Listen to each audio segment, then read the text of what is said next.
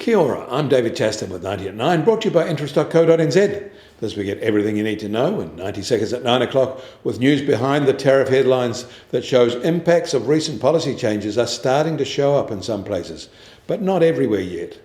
US jobless claims fell slightly last week and about at the level seasonal factors would have expected.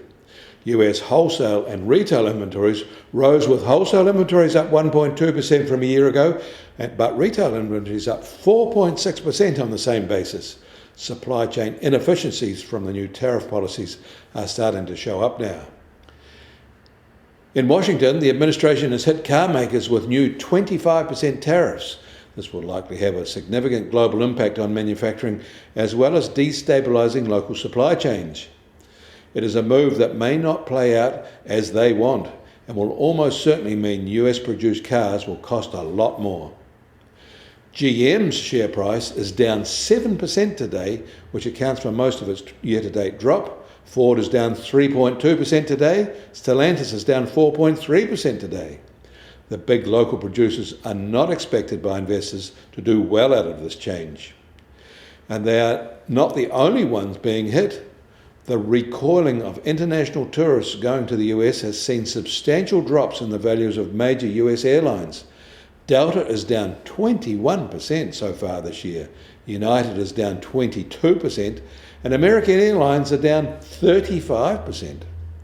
The whole American air industry is down 16% since the start of the year, with those with extensive international routes worst hit.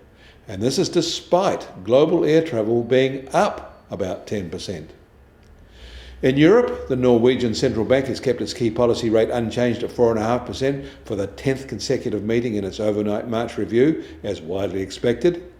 And it's also widely expected that there will be an election date announcement in Australia later this morning, and most are expecting a May 3 date to be when the Aussies next go to the polls.